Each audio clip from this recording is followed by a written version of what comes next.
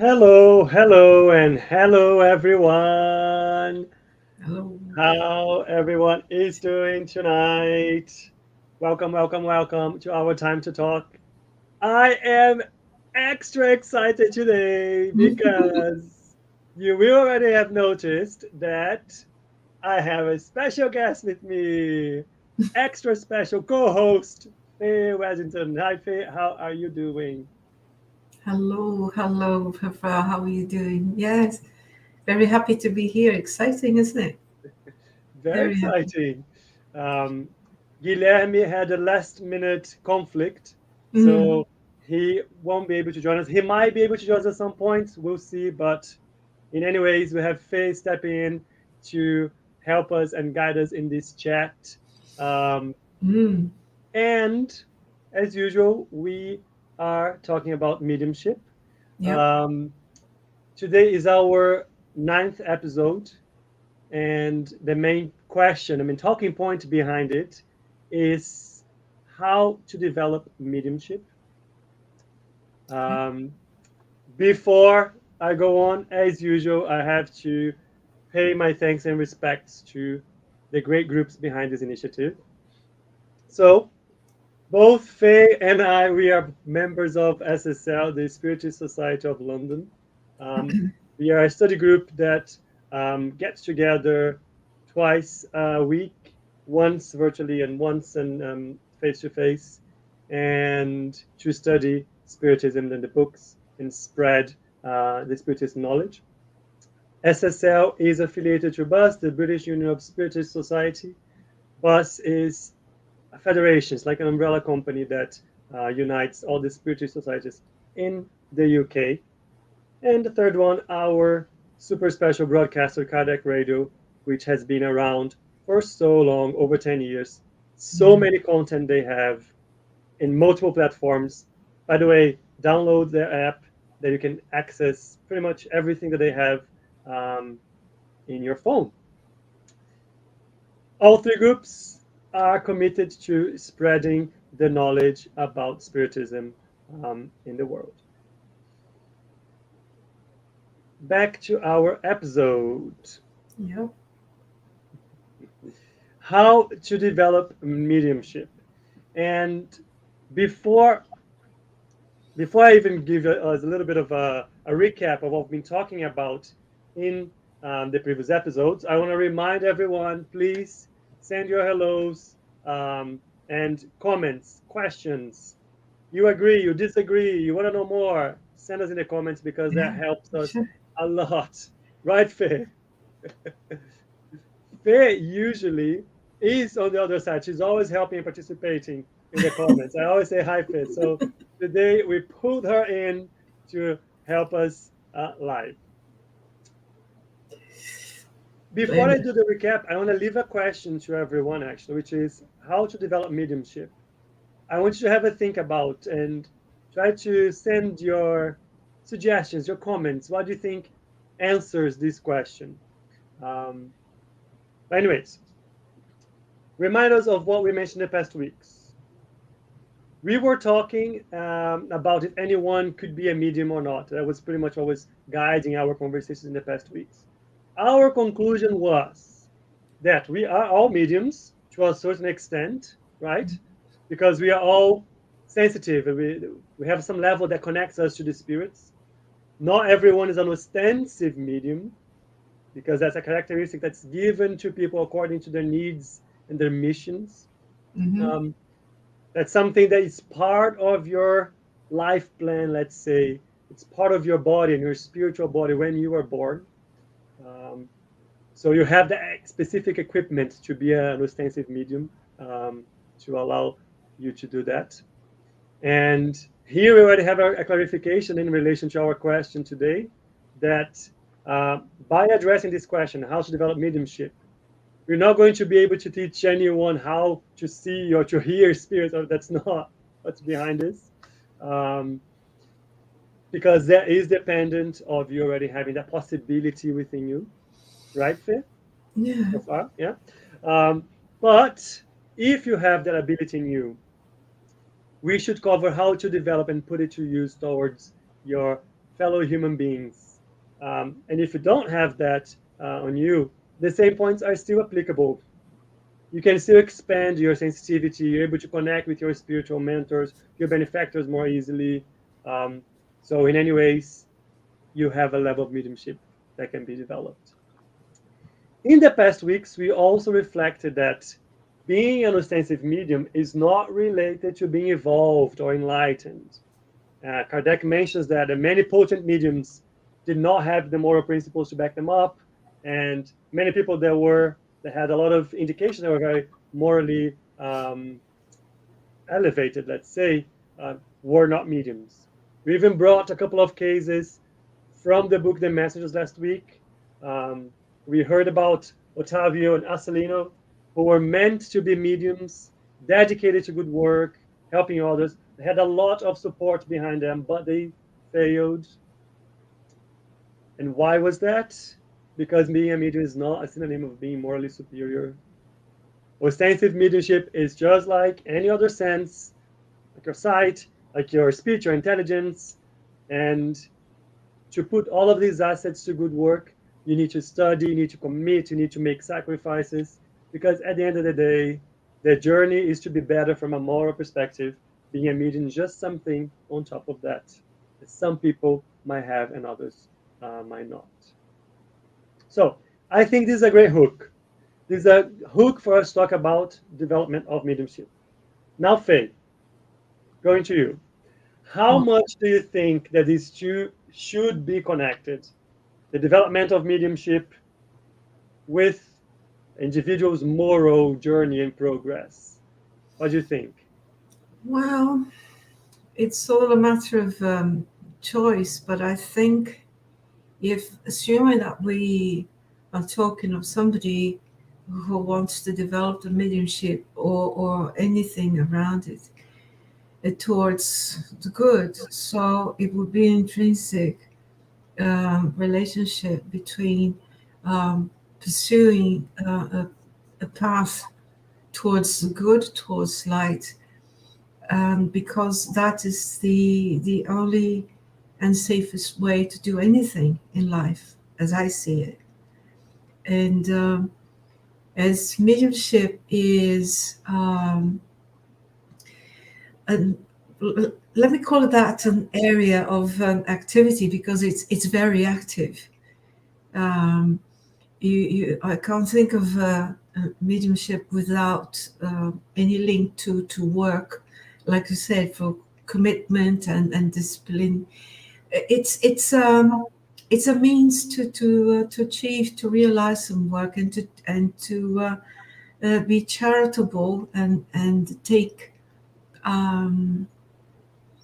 help people to find their solutions and help people to find their inner peace, yeah, and their path. So the best way to do that is working on a self, on a moral conduct, on an overall conduct geared towards good, towards ethical principles, principles of charity, as a Yeah, beginner.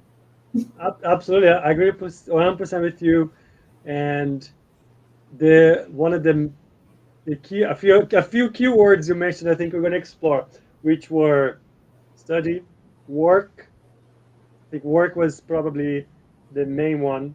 Um, the commitment, right? Dedication, because it Mm, for these two to marry together, and for you to then put it to practice, the commitment and what comes with commitment, it's super important to be behind. I have a few messages here that I want to just bring and say hello already. Let me see. We have Wendy Stokes. Hi, Wendy. I have Elsa. Hello, Elsa. Ebony. Hi. Um, Guilherme is listening to us. So, hi, Guilherme. You are missed, but Faye is here to help us out and cover. mm, So I have a few comments here. Let me just bring them up.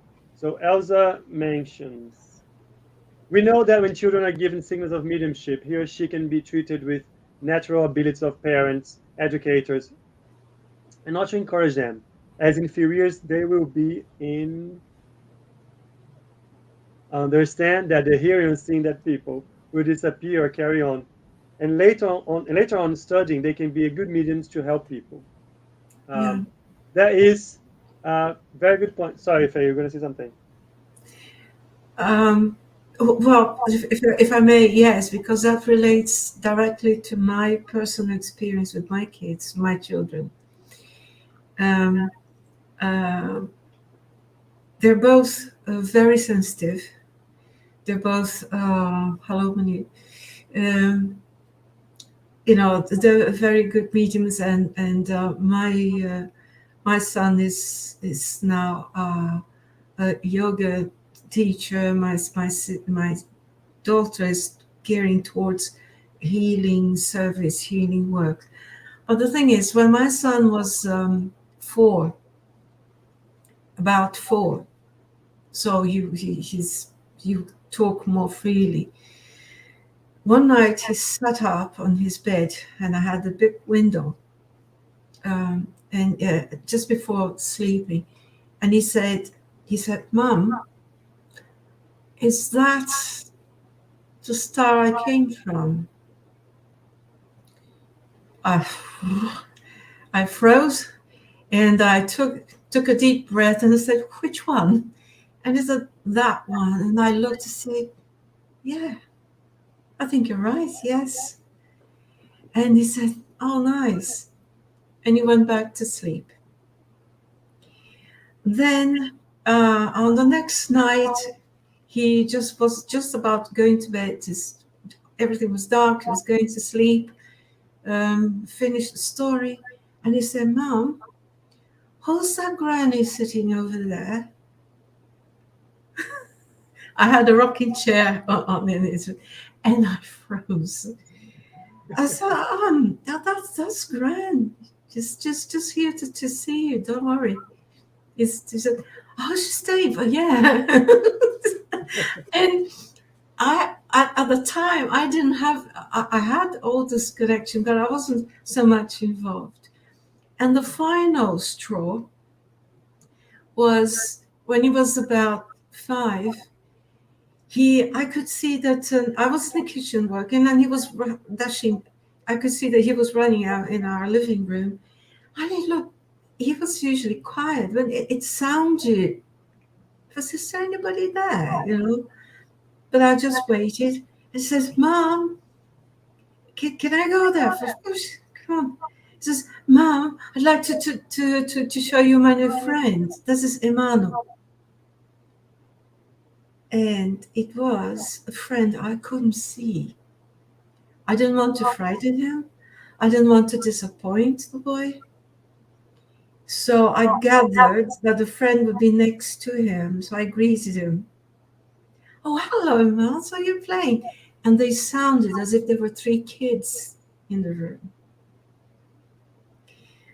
So my experience was that to show that I took things as they came. That's what I found was the best. Took them as they came, had a few deep breaths. I froze many times. When shivers take you. I thought, oh my goodness. But I didn't want him to be afraid. I didn't want him to be scared. And he grew up to develop naturally. He was having more and more abilities throughout life. And as he sought understanding, sought information, he got the information in drops, just as much as he needed. And it was fine. And the girl as well. I like this example. I love that hearing that because I think that's exactly what Elzo is mentioning. We were talking a few weeks ago about spiritual body and perispirit and so on. And kids, like when you are born, the first few years of their life, they have, let's say, a more malleable, a softer connection between their spirit and their body. Yeah. So they are a bit more sensitive is the right word probably, to feel, perceive, see, and etc. the spirits. So it is an absolutely natural thing, as Yeah. Elsa mentioned it, as you're just mentioning, and how we deal with this as parents or teachers or uncles, aunts, or grandparents or whatever it is is super important. Yes. What I did tell the family though, the relatives, and it's because they had this Christian Catholic tradition. I said, look, you can tell them everything, whatever you feel is nice. However, I don't want horror stories. I don't want about the passion play. If you want to talk Easter, fine. Not the horror. They don't need that. They've been born to do something else. I think if we manage to protect the kids, the children, from the unnecessary, I'm sorry, the unnecessary gore of some rituals, some traditions, and go straight to what matters. Why was Jesus born? Why we celebrate? What it means. We're bringing into those tender years until especially into the first 7 years. You know, all the opportunities they have to expand and be fearless. So don't fear heaven or hell or punishment. So no, enjoy it. Enjoy this nature. Enjoy the light, and enjoy being themselves. Some kids will be more sensitive than others, but that's fine. That's how they are. Yeah, As long as we don't spoil them. that's right. Elsa is sharing her experience as well here. We have a few comments I want to bring up, and pretty similar to what you described with your kids. That until 7 years, yes, that her three children were also sensitive, and it was great to follow them and help them. When her daughter was 13, it was easy to better understand and be safe. So Yeah, absolutely, she shared a very similar one. I have a absolutely. few Yeah. comments here I want to bring up. Um, so many comments, actually. Thank you, everyone. I think the first one I want to bring is from Guilherme, just saying mediumship is natural in every age. And then he puts here a little nudge. How old were the mediums that worked close to Kardec? And I don't know the age precise myself, but from the many mediums that actually worked close to him, I know that there were from kids to adults, a wide spectrum of ages. I remember a specific story of there was this little girl, and she was an ascensive medium, and her family was supporting of her and in Kardec studies, and their house was afterwards attacked because of the studies that they were conducing and so on. But as we are talking about, it's a very natural thing to happen at any age, but especially when you were kids, we have that flexibility in our senses a bit more expanded, let's say. What else do I have here in terms of comments? We have a question from Kevin. Hi, Kevin. Kevin Campbell. Um, should we want to directly experience mediumship? Is the spirit world set up to communicate with us through prayer, meditation? What do you say to that? What do you say to that, Faye? Oh well, should we want? Why not? Why not? Because that's accepting your nature, your inner nature. Now, how this is going to manifest, how it's going to work, depends um, on how ready we are at any point. And this means, but just by the fact that we want that, we welcome that, and we welcome information and guidance and reliable guidance. Um, why not? Prayer. We're working. We're sending out messages and we're receiving messages. So mediumship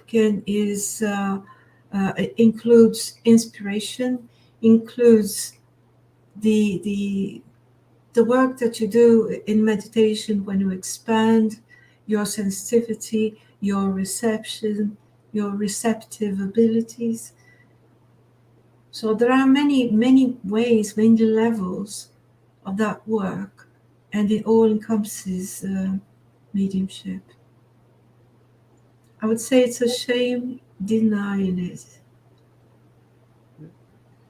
I would go even, I guess, closer to us, even further, Mm. which is not only when you're praying and meditating, when you are thinking, when you are Mm. reflecting your thoughts, and you're lost in your thoughts and that idea. So that is mediumship being happening at the right moment in terms of an exchange you have with your spiritual companions. Um, that's a good link to a video I want to bring. It's a quick video. It's just like 3 minutes. We watched this video a few weeks ago, but there were so many points in the video that we can talk about, and I think they will fit in very nice with this subject, which is the development of mediumship. So let me share my screen again.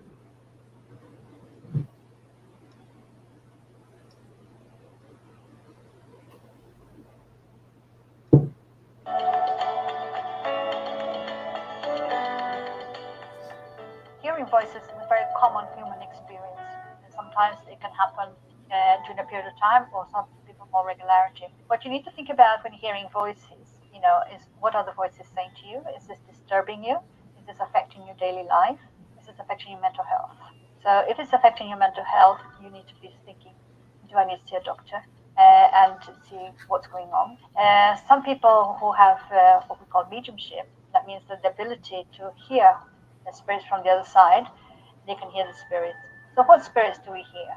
The spirits that are linked to us, that are familiar to us, that are on the same wavelength as us. So, if you're hearing spirits giving you not so good suggestions, then you need to think about how are you going to improve your own thought process so that that doesn't mean anything to you. So, for example, if they're suggesting, oh, let's go and have a drink, or let's have more drinks, this kind of thing, but you're a person who doesn't drink, you're probably not going to be tempted. But if you're still struggling and thinking that you would like to have a drink, then that'll be harder for you. So it's about thinking about, it's like any friend, whatever a friend says to you, you can follow what they say or not. You have always 100% control over your own decisions. It is when they say things that have like mirror what you might be interested in that you find temptation or difficulty. Spirits can come through and give us intuition messages. So some people can hear it as a loud voice, or some people can hear it as a voice in their head, saying, "What is this voice telling me?" And if this was my friend from next door saying this, would I listen or would I not? So it's just having that difference about not thinking, "Oh, this is something that's coming from the spiritual world. I need to follow this." No, this is a suggestion. Is it good? Is it bad? You make up your mind. You follow it or not. If you think like even in the Bible, Paul says we are surrounded by a cloud of witnesses. So the spiritual world is because we're thinking of our world here, and if we don't see things, we think they don't exist. But just imagine all the waves of all the cell phones, of all the TVs and everything that's going around everywhere with communication going on at the moment that we are not tuning into. These things they are around us all the time. So we might tune in and we might not. So we need to take control about what we're listening to. So change the channel if we're not liking what it is. So we can make an effort to change what channel we're listening into.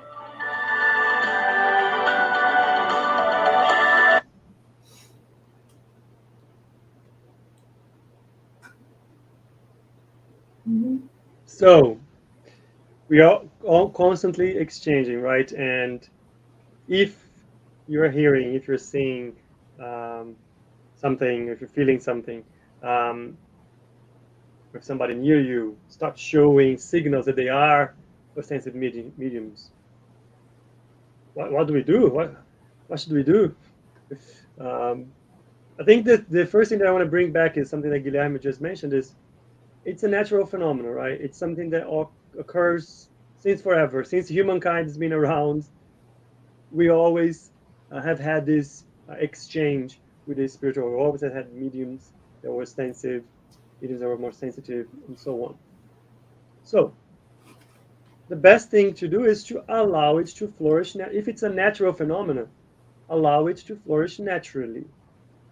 Because nature is actually more cautious than human beings.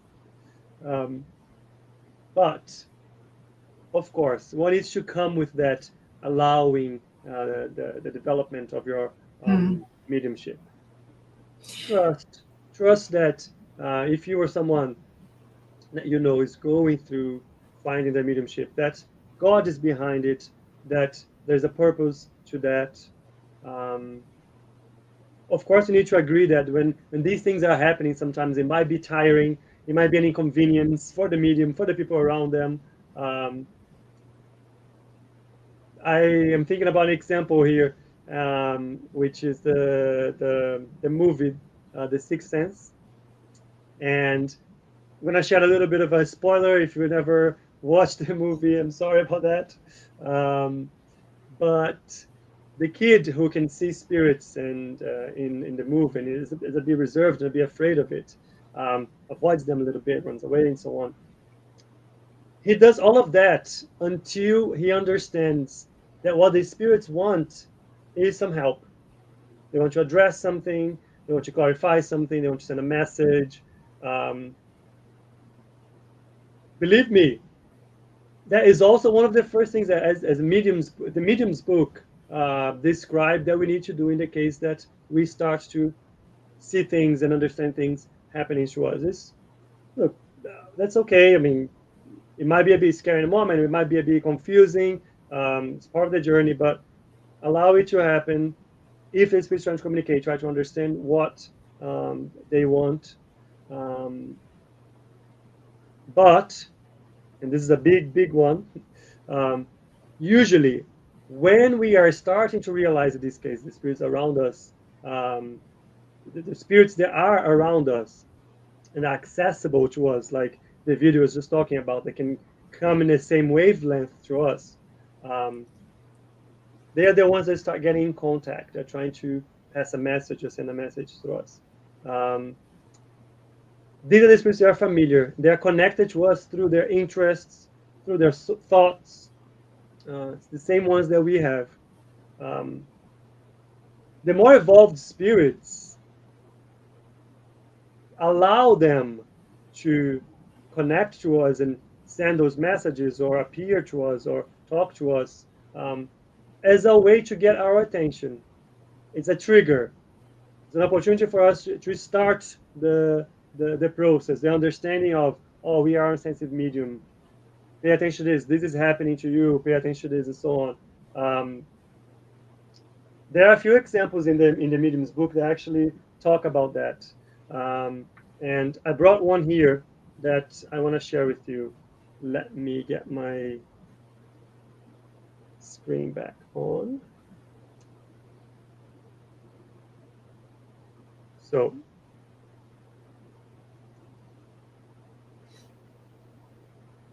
So this one is the Medium's Book, Part 2, Chapter 5, Item 86. And Kardec is describing cases that happened with him, and then he brings this other case of his friend, saying that for quite some time he had heard various noises around his room, and which became very annoying. Having an opportunity to interview his father's spirit via writing medium, he learned what it was that those spirits wanted. He fulfilled their request, and from then on no longer heard a noise. We would point out that persons who have regular and easy means of communicating with spirits are much less subject to manifestations of this kind, which is understandable. Kardec, when he was describing his own case, it was a very similar one. He mentioned that for a period of hours, he was listening to some sound, annoying sounds, for a very long period of time. So when he had access to a medium to ask about what those noises were about, who was it, and what they needed, there was just a spiritual friend that he was trying to get closer to him to help him in the works that he was about to do in studying Spiritism and codifying it, let's say it. So, in the beginning of it, when people are going through experiences that it's very much there to to catch their attention, let it happen. Understand, um, try to perceive a little bit why is this happening, in which situations, if there's a way of communicating, try to understand what the spirit is trying to communicate, want. um, but together with that, together with allowing this to happen and to for you to get more used to it, other parts will have to come as well, which are the ones that we were talking about before, right? um, Fred, do you want to add anything? Yes, linking this passage, this text to the video, it reminds me, especially because the video was more specific about mediumship as understood as a means of connecting to people who have passed on, connecting to people. We're not talking just of perceptions or other kinds of mediuminic work. What's a comparison that I would make that seems more closer to me, easier to me, is that think of yourself. We've got to think of ourselves as a home. Okay, this appearance, this body is the home to spirit, to ourselves. Now, if you think of our houses where we live, and think of how many times or how or when would you open the door to just anyone to come in? You can prepare your house for your guests, or you can prepare your house as a place for charity, to receive a number of people, known or acquaintances or not, but under specific circumstances, a specific preparation. You just don't open the door and let people in. You'll go help yourself to the fridge. That's not how it works anywhere, at any level. So if we think of ourselves as a home, and a contact with anyone is very much the same as allowing someone into our home. Okay, we are in control. We are materialized. It's our say. We say when, and we say if and how. This is not being bossy. It's just being in control, being responsible for this body and for this organism that we've received to make it work properly. Okay, so it's not a sign of sanctity to be so available, to make oneself so available that's detrimental to health, physical or mental, emotional. We're not any better if we allow ourselves as mediums to be unwell, thinking that that's going to make us better. No, a good medium is a good medium, is one who's managed to keep himself or herself healthy, alert, knowledgeable, and keeps the integrity, the overall integrity. So what do? We look after ourselves. We look after our relationship, material, spiritual or not, with the same care that we give to the best things we have to our home.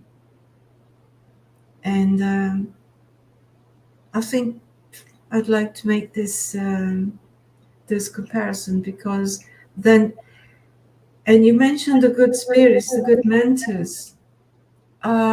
You think of your guests again. Your best guests, the most polite people, knock on the door. They ask if they can come in. They ask if they can communicate, if you're ready. They don't just burst in and take over. So it's there and here more or less at the same time. If I want to talk to people I don't know, I get ready for that. I get reliable, strong company to back me up, and people who um, will together receive these people, see what they need, and see in what ways we can help. This is one way of accepting guests. Now, when it's time for us to be mentored, to be taught, our mentors will prepare the way, they will ask when we're ready, they'll teach us to evolve, to be able to get their message. So, You're getting to a great point here. And just before I develop on that, because I have a few comments, I just want to bring another question from Ebony here. We were talking about the kids. Um, she's asking, are toddlers, for example, 3 years old, who are exhibiting precocious behavior likely influenced by discarnate through mediumship, or simply expressing aspects of their spirit as a young age? How do you tell? Um, my first, I guess, impression from a situation like this is um, we need to observe, right? I think you brought the great points in the question within the question, which is as people start to show their personality, interact with others, you will start to see from early age the traits that they bring with them from previous lives. That is all of us, and that is one of the key responsibilities of us as parents is to observe this, identify things, help them to learn, help them to address behaviors that might not be the best that we can perceive, and so on. Now, even though we know that usually kids are a bit more susceptible to see, hear things because their spirit is still fully developing with their body and connecting to their body.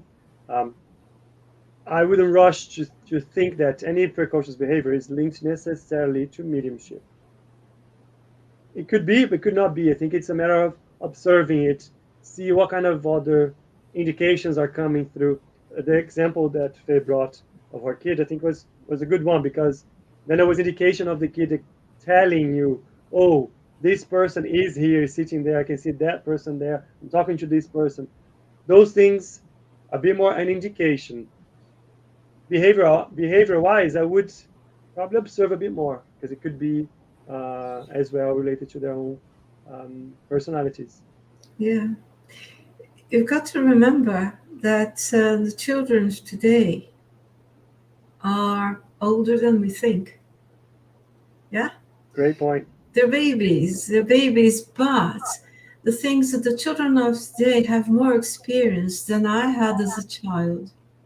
That was a long time ago. Yeah? And when it would take, some decades ago, it would take about 4, 5, 6 months for a child to really show a big smile.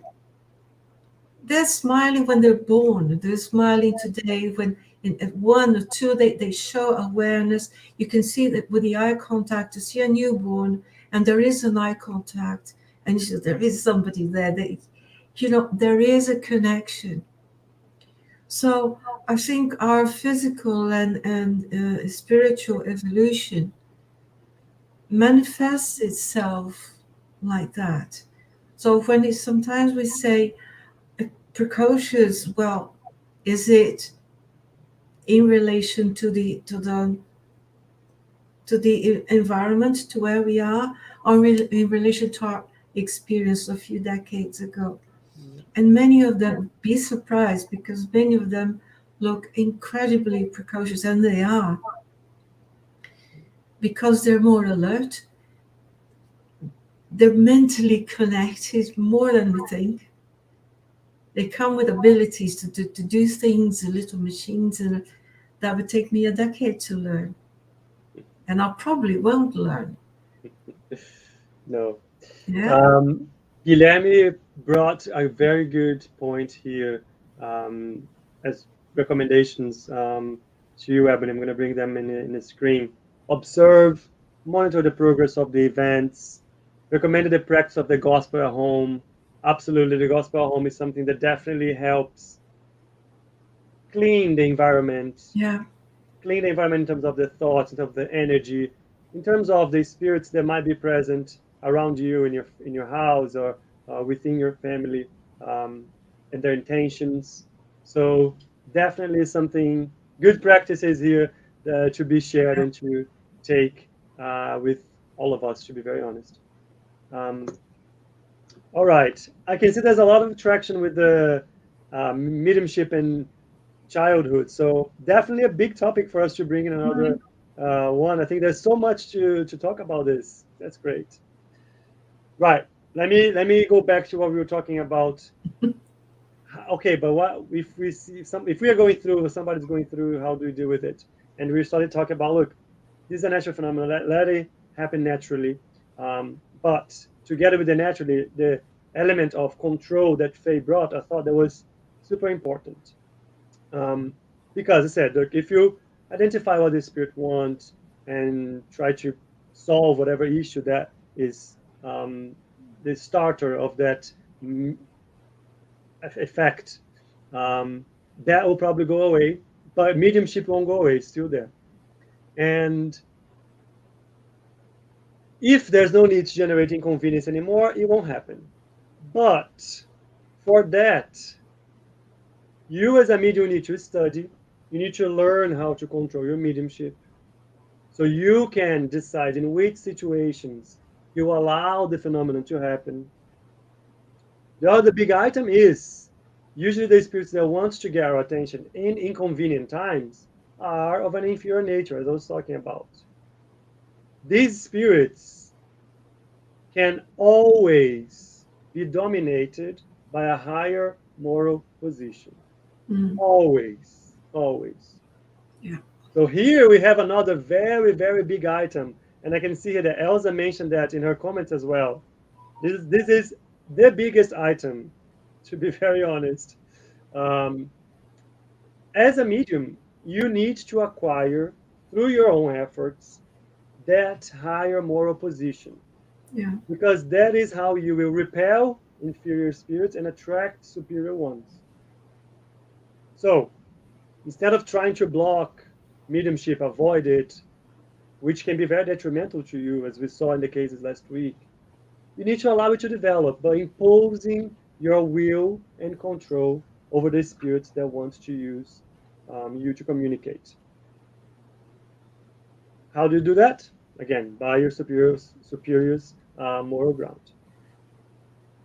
In many cases, when you talk about as you start to develop and participate in mediumistic meetings, you even have other people, third people that might help in those sessions um, to preach to the spirits that are involved or being brought to that session, um, to help them from a higher place of knowledge. Um, so, anyways, I think that the presence of that higher moral ground is the one that helps contain and control the spirits of an inferior nature. Uh, Faye made a parallel that I thought was brilliant with the house. And I had prepared another parallel here from a book called Channels of Life. I couldn't find the version in English, but it will be Channels of Life or Canais da Vida. And this book is from it's dictated by Emmanuel, but through the medium Chico Xavier. And I thought that was absolutely brilliant, absolutely brilliant. So the car is a highly technical machine, calculated speed, perfect control, economic in fuel, electric nowadays, comfortable, etc. Inside that machine, however, we have the driver. The peace, the security, the the life of the passengers, they are dependent on the driver's good sense. If the driver doesn't protect the car with regular maintenance, if it abuses its speed, or if disrespects driving rules, even though the car is absolutely brilliant and a perfect piece of technology, it will be very hard to maintain its state protected from big risks. We have absolutely the same thing with mediumship. We have spiritism to explain, to give support, orientation, but in the driver's seat, we have the medium. The harmony, the blessings that come from the spiritual manifestations, they are dependent on the medium's good sense. So we're going back to what we were talking about in terms of moral stand. If the medium doesn't defend its faculties, if it doesn't study to expand its understanding, if it abuses its possibilities, it doesn't put the abilities to good work, to help others, to acquire their merit and value in their spiritual interactions. It doesn't matter how perfect the laws around mediumship are. It doesn't matter how perfect the body, spiritual body that person had for that life. It will be very hard to preserve from difficult experiences. So when mediumship starts to happen, it is very normal to be afraid, to be conflicted, insecure, confused. Super normal, especially if you never thought about it, never stopped to think about it, or studied. Um, but if it is happening to you, let it run its natural flow. You need to study, understand it, exercise it. We're getting to the other points that I brought up in the beginning. Work, exercise it with more and more control because you have more understanding. Yeah. With time and commitment, those feelings, initial feelings, will go away. They'll be replaced by the sense of duty that Faye was talking about, the responsibility, relief, hope, joy. But it comes with work, it comes with education, it comes with study. It's like a friend of ours who's a big enthusiast of all the studies, especially the medium's book, the spirit's book, and the medium's book, says it would almost be okay to say that people are not born with a manual. I think now they are. Now because in these, Kodak took the trouble to research so much and so deeply, and to put together and organize the information of so many details, and they are surprisingly intricate and enlightening. That if I, I, I can't imagine if anyone try to understand the past without getting some information. Just as much as people would sometimes go to every length to it that the manuals to their car, or how to fix or to make their car run properly, or their TV set to work properly. There are details, there are things that someone who's been, or some researchers took the trouble to go step by step into all these intricacies to bring us a wider perspective of what it involves. Not to make things look too complicated, but not to make it, not to oversimplify so much that we're taken by surprise by details that could have been studied, we could have been aware of beforehand. Isn't it? So the information, it's not always that we can say the information's there. It's there, it's open and free. And denying it is just delaying the whole process, isn't it? Yeah. And we don't need to invent the fire, or find the fire, or invent the wheel every time. The wheel is there. We can, Yeah. and we're invited to have a close look at it, and be more informed. Absolutely. I want to bring also an example here because last week we saw two examples from the book The Messengers of mediums that unfortunately failed in their plans. But I want to bring a positive one, a positive example this time. Um, this one is from the book In the Realms of Mediumship. And in this book, what we see here is André Luiz is studying specifically about mediumship, and he's going to seances in spiritist groups to see how that works. And in chapter 3, is the beginning of the book, he goes into the first session, and he's being pretty much introduced and presented to the group, the mediums that are working in that specific group. And he sees Selena, and one of the spiritual coordinators of the work, they come to describe her to him, and they say that she's been in incarnated for over 50 years. She won significant victories in her moral battles, as he said. Um, she's a widow for many years. She had children, and she was dedicated to their children the whole life, overcoming a lot of difficulties, being a true example of self denial throughout that journey as a single parent. Um, she resisted a lot of inferior influences of spiritual companions that followed the family. And then the coordinator goes to describe her in a very poetic way, saying that she refined her mediumistic faculties in the flames of moral suffering, like you refine iron in fire and anvil. Quite poetic.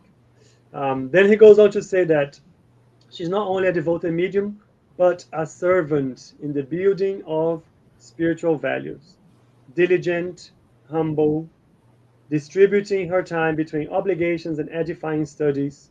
She transformed herself into an accumulator of beneficent energies, assimilating elevated mental currents that make her less accessible to the forces of darkness. They go on to describe what she looks like and the energy that they can see from her and so on. And this is like a real example again that André is bringing to us that pretty much brings light and clarity to what we were talking about in terms of um, working on your moral progress. How you do that is the dedication that you have for the things, the challenges you have in your life, is the commitment that you have to your work, in your spiritual work, to studying mediumship, to controlling your mediumistic abilities.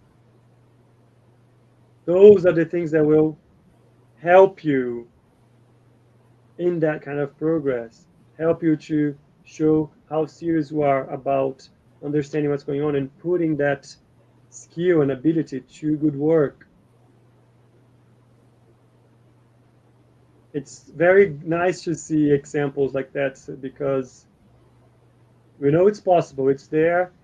The I guess the help in terms of the examples of what to do is available for us to study.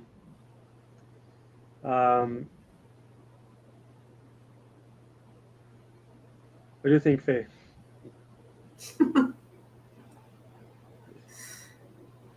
Is it possible? Yeah, Not it is easy. possible. Sorry?